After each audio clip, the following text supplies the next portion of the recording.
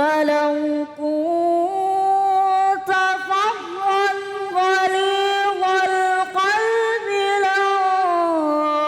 لانفضوا من حولك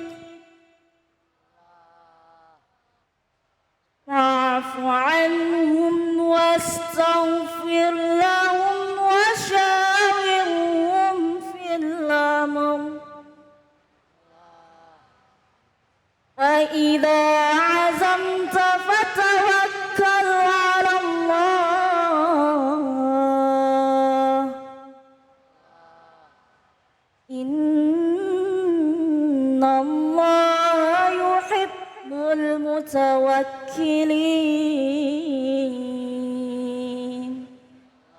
صدق الله العظيم.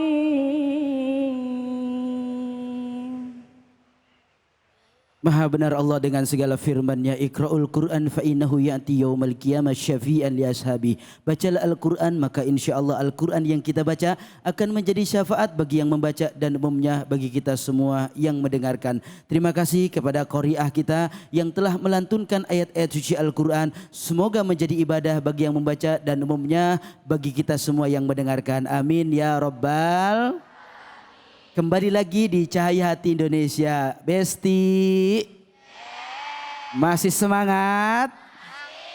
Pemirsa Cahaya Hati di rumah tentunya pasti masih semangat. Insya Allah di segmen ini kita akan mendengarkan kajian tafsir dari guru kita Kiai Haji Gus Mahrus. Insya Allah beliau akan membahas surah Al-Imran ayat 159. Silahkan guru. Terima kasih Ustadz Bay, jazakumullah khairan. Bismillahirrahmanirrahim.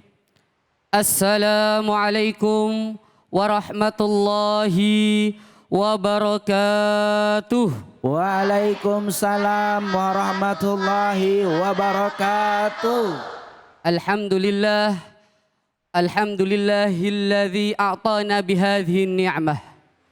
Wassalatu wassalam ala sayyidil ummah Nabina Muhammadin sallallahu alaihi wasallam. Nabina Muhammadin sallallahu alaihi wasallam. Wa ala alihi wa sahbihi wa man tabi'ahu ila yaumil qiyamah. Amma ba'du fa ba'du tahiyyah. Puji syukur kepada Allah di hari yang cerah ini dengan bersama para santri putri yang insya Allah solehah semua. Amin. Dan juga MC yang ganteng. Masya Allah, terima kasih. Yang selalu menyemangati kita semua. Dan juga qari'ah yang insya Allah min ahmlil Qur'an insya Allah. Amin. Kaifa halukum? Alhamdulillah. Kaifa halukum? Alhamdulillah. Alhamdulillah fi khairi usihah wal afiyah. Kenapa saya menyapa terlebih dahulu ini Ustaz Ubay? Karena tahiyah wa idza huyitum bi tahiyatin, jika kita menyampaikan tahniah, kita menyampaikan salam, maka fahayyu bi ahsana minha. Kita harus lebih semangat lagi. Masya Allah. Kenapa? Kok harus dengan salam ketika bertemu? Ini adalah awal kebaikan dari Allah Subhanahu wa taala. Allah. Sebagaimana Allah mencantumkan di dalam kalamullah dalam mushaf dengan Bismillahirrahmanirrahim. Allah. Paling pertama dalam Al-Quran adalah dengan menyebut nama Allah Ar-Rahman Ar-Rahim. Yang maha pengasih lagi maha.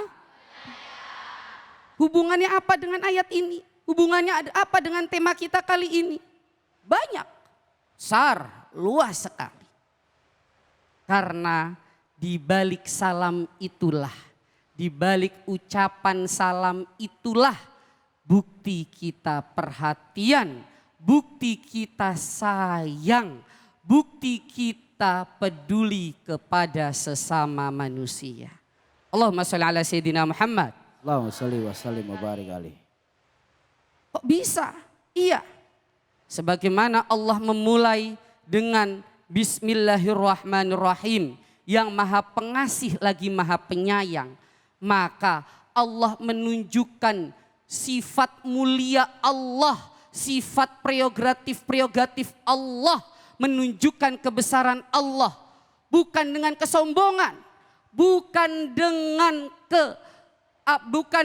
keadidayaan, bukan dengan kerajaan beliau. Tapi apa? Awal mulanya beliau menyampaikan Ar-Rahman, Ar-Rahim. Jika ditafsirkan Ar-Rahman, Ar-Rahim, Maha Pengasih kepada seluruh ciptaan Allah. Dan Ar-Rahim, Maha Penyayang bagi mereka yang beriman kepada Allah. Ini yang diajarkan oleh Allah, khususnya kepada baginda Nabi besar Muhammad SAW. Jika kita kembali melihat tafsir dari surah Al-Imran ayat 159, kalau melihat dari tafsir Razi, menjelaskan asbabun nuzul dari ayat ini adalah ketika para sahabat yang ikut perang Uhud itu takut bertemu dengan baginda Nabi besar Muhammad SAW. Bagaimana? Karena tahu banyak dari mereka yang tidak mematuhi perintah beliau. Kita tahu di perang Uhud yang mereka di jabal, di bukit, banyak yang tidak mengikuti perintah baginda Nabi besar Muhammad SAW. Takut mereka bagaimana? Akhirnya Allah menurunkan ayat ini. Fabima rahmati minallahi linta lahum. Linta kelembutan. Karena rahmat Allah, karena kuasa Allah, karena kasih sayang Allah, Allah melembutkan hatimu. Allah membaikkan hatimu. Ini loh, jangan dimarahi. Mereka memang salah, tapi sudah. Walaupun kekalahan besar pada perang Uhud, tapi masih menjadi kemenangan buat umat Islam. Allahumma shalli ala sayyidina Muhammad. Allahumma shalli wa sallim wa barik alaihi. Walau kunta fadhdhan ghalidhan lang faddu min halli. Kalau seandainya engkau hatimu keras, engkau ini marah, ghalidh, keras. Dan kalimat ghalidh ini 2 kali disebutkan di dalam Al-Imran.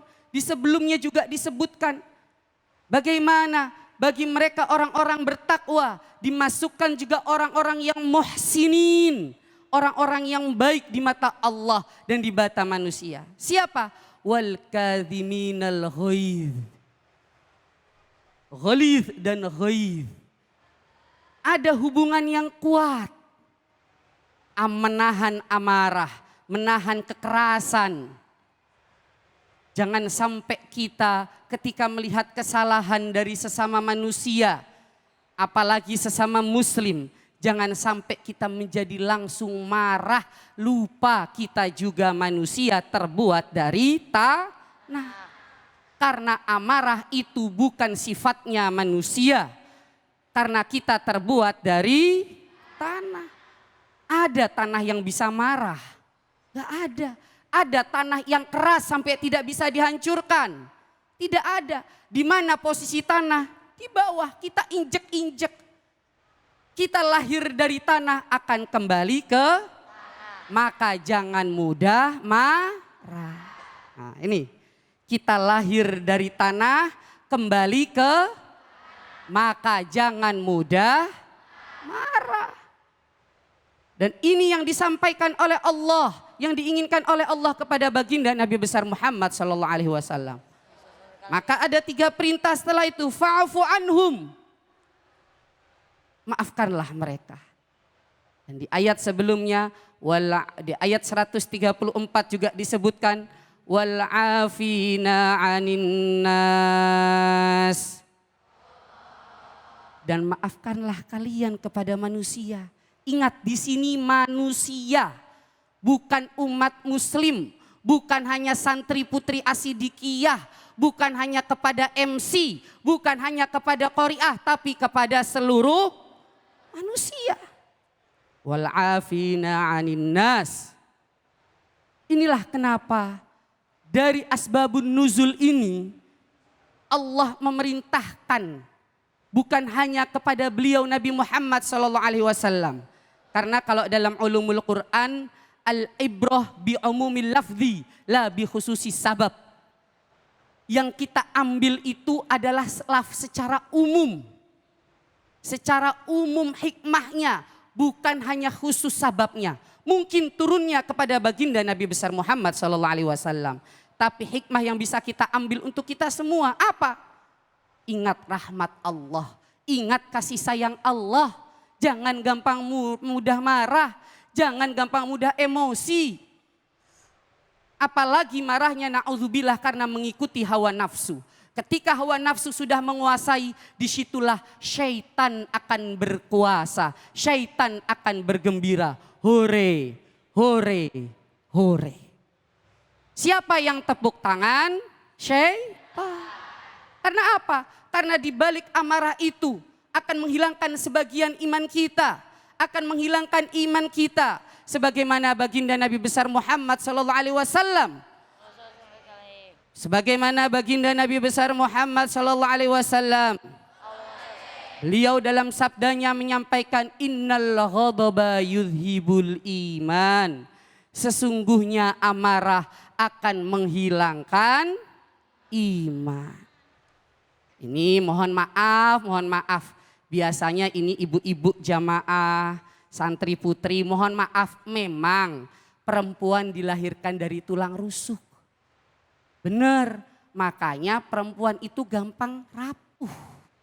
Suka bawa perasaan atau bahasa sekarang baper. Iya, ini makanya pas banget ini pas santri putri ini.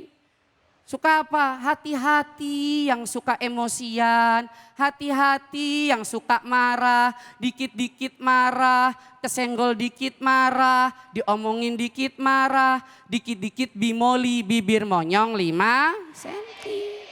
Mecucu. Nih kalau masalah, nih mohon maaf ibu-ibu jamaah yang di rumah, masalah sekarang ini khususnya anak-anak kita, masalah tidak dari 3, tidak lebih dari 3. Besti, ekonomi, mami papi. Apa? Besti, ekonomi, mami papi. Kalau sudah ngomong besti, sudah. Aduh marahnya. Berani ngomongin teman saya, langkai dulu mayat saya. Iya guru. Lo, gue, N. Iya. Ana anta wassalam. Wah, Iya, sekarang dikit-dikit marah. Dikit-dikit fallback, unfollow. Balikan follow. Ini fallback, ini unfollow. Pertemanan, enggak, terus putus nyambung kayak layang-layang. Iya. Ini bagaimana? Inilah yang menyebabkan iman kita tidak kuat. Inilah yang menyebabkan tawakal kita tidak kuat. Padahal di sini ayat ini menjelaskan ketika Rasulullah SAW melihat ada kekecewaan dari para sahabatnya. Fa'fu anhum. Lalu apa? Wastaghfir lahum. Yang kedua, setelah kita maafkan mereka, minta ampunlah kepada Allah akan apa dari kejelekan yang mereka lakukan. Jadi jangan sampai kita cuman, ya saya maafin, tapi matanya masih melotot-melotot. Dalam hatinya masih dendam, biarin, dikutuk jadi upil sana. Jangan, wastaghfir lahum, minta ampunlah untuk mereka kepada siapa? Kepada Allah Subhanahu wa Ta'ala. Minta ampun. Semua orang punya salah. Semua orang punya dosa. Yang tidak punya dosa adalah para nabi dan para malaikat. Nabi pun ketika mau berbuat salah langsung diingatkan oleh Allah Subhanahu wa Ta'ala. Kita ini manusia biasa, bukan di surga. Jadi jangan sampai kita memposisikan diri kita lebih tinggi dari Allah Subhanahu wa Ta'ala. Allah saja yang maha penyayang, maha pengasih lagi maha penyayang. Masa kita tidak bisa menjadi maha pengasih lagi maha penyayang? Ingat yang tadi saya sampaikan, kita tercipta dari tanah, akan kembali ke tanah, maka jangan mudah marah. Cukup sekian dari saya. Wal afu minkum. Wassalamualaikum warahmatullahi wabarakatuh. Waalaikumsalam warahmatullahi wabarakatuh. Masya Allah, tabarakallah. Terima kasih Kiai Gus Mahrus yang luar biasa. Beliau banyak memberikan kebaikan dan ilmu buat kita semua. Intinya jangan jadi jangan jangan jangan kepo. Ada yang kepo ada? Gak boleh, yang penting adalah bangun dengan akhlak. Mudah-mudahan Allah berikan petunjuk buat kita semua. Amin ya Rabbal. Setelah ini kita akan mendengarkan kembali kajian tafsir dari Ustadz Hasan Kosasi. Jangan kemana-mana, tetap di Cahaya Hati Indonesia.